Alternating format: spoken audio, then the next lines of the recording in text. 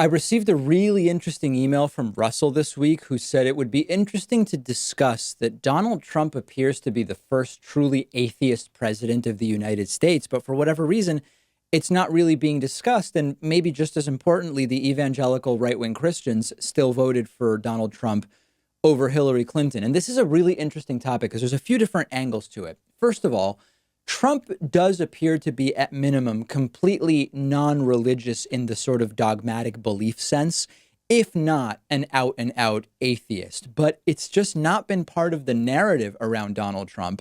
And I would argue that the reason it's not been part of the narrative is because it's wholly irrelevant to Donald Trump's governance, and also because Donald Trump took the correct position on abortion. For those who vote based on religion, that is all that matters. Trump's personal religiosity, much like Trump's personal history with women, much like Trump's personal history with all sorts of other stuff that you wouldn't think would appeal to the evangelical vote, does not matter as long as Donald Trump takes what they believe to be the correct position on the issue of abortion. So let's first go through the case for believing that Donald Trump is an atheist or agnostic or non-religious. Number one, there's really been no mention of Donald Trump's holiday plans when it comes to church services around Christmas or whatever other holiday. There's no mentions of Donald Trump's use of the White House chapel or the Camp David chapel. I mean, we just never hear about any of it whatsoever. Number two, there have been no references to Trump's church membership in New York City throughout his entire life, other than, I believe it was in South Carolina during the campaign, Trump said that he's a Presbyterian Protestant and that he goes to Marble Collegiate Church as often as he can, which seemed like a lie, especially since Marble Collegiate Church in Manhattan is Reformed, not Presbyterian, and most people who go to a church regularly and are religious know what the religious denomination is of the church that they're going to. It'd be sort of weird not to know your own religion. That's strange. The church also said that Donald Trump is not an active member of that church. So that just seemed like a pandering lie. George H.W. Bush's funeral, you might recall that Donald Trump clearly didn't know the religious songs and the prayers or whatever it was that was being sung. The other presidents and their significant others were singing those songs confidently, and Donald Trump had no clue what was going on. Now, that could be just Trump's general ignorance. It could be his lack of reading ability, which we've talked about. But coincidentally, it's religious stuff that Donald Trump seems to be clueless about.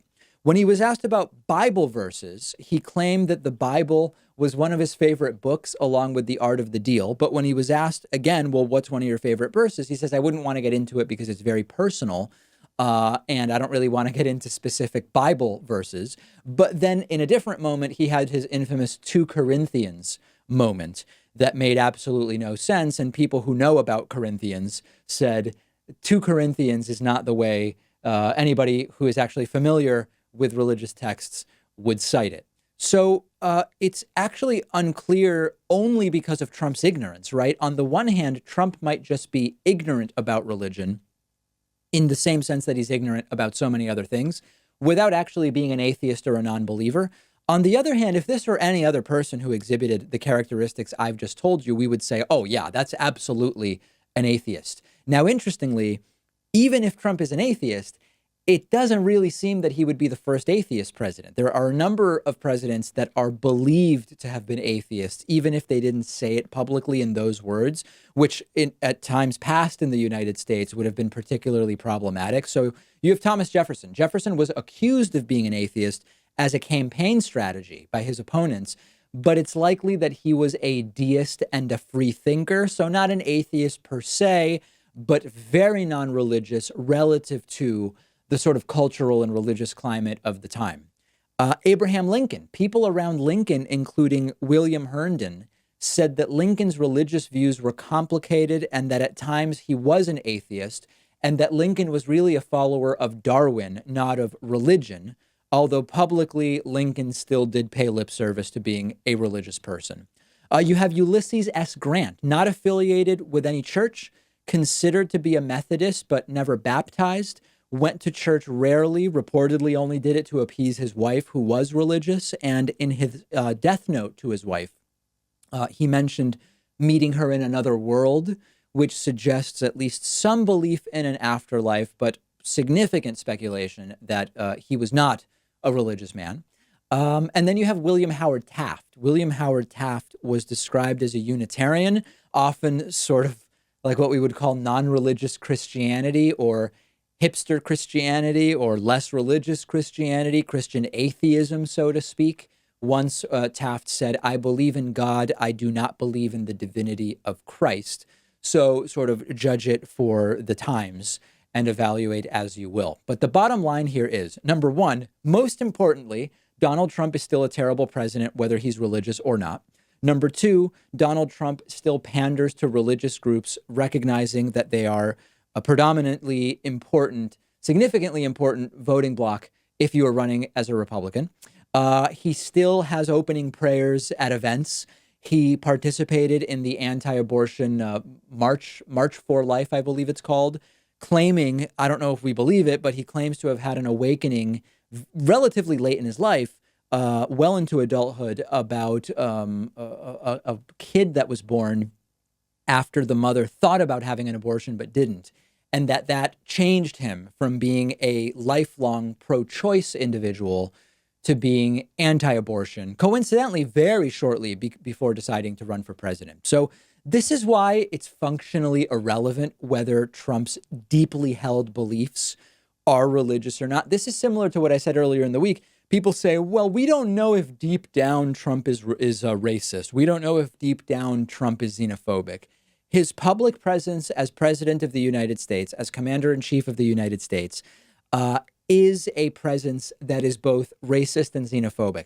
He is functionally racist and xenophobic. He is coalescing racists and xenophobes around his nationalist ideology and his campaign ideas and all of the rhetoric that he's espousing. So does it matter deep down whether Trump is actually racist in his heart of hearts, in his mind of minds? No, it doesn't matter. And similarly, I would make the case that, yeah, I do believe that Donald Trump, partially just out of complete and total ignorance of religion, and partially because religion has never been important to him, is probably a non-believer. He is probably, at minimum, an agnostic, if I had to guess, deep down. But it doesn't really matter because publicly he is functionally pandering to the religious right in basically the same way that most Republican candidates and presidents and elected officials in the House and Senate have done. And it makes the question of his deep down, sincerely held religious beliefs practically irrelevant from the point of view of governance and from the point of view of what it is that he is going to signify to evangelicals when he says, I'm against abortion, despite the fact that he's had the sexual assault allegations and alleged rape of his ex-wife and the affairs and the videos with Jeffrey Epstein touching women on the rear end. It's not clear that that's what they want. It doesn't really matter because he's functionally taken the correct position on the most important religious voting issue, and that is the issue of abortion. If you disagree with me that Trump is likely not religious, let me know. I'm on Twitter at @Pakman. If you disagree with me that his sincerely held beliefs actually do matter as much as or more than the public representation on issues of importance to religion, then let me know. Basically, if you disagree with anything in my analysis, I'd like to hear from you. I'm on Twitter at @Pakman. The show is on Twitter at David Pakman Show. We're going to open the phone lines shortly. We are going to answer audience questions and a lot of very relevant and important topics to be discussed on today's show.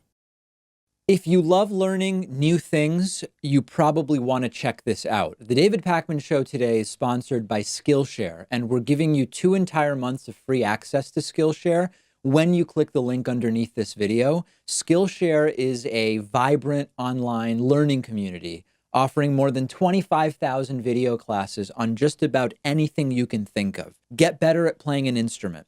Learn to use Photoshop.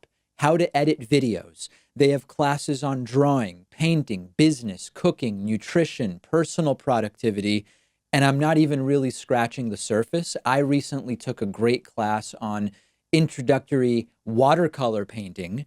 I'm still not good, but I am learning, and you can access the entire library of fun, easy to use online courses for free for 2 months by using the link underneath this video. 2 months of learning something that's totally new to you, something you want to get better at, something you already love, or you can get ahead in your career by learning new skills that will help you at your job. I've gotten a ton out of it.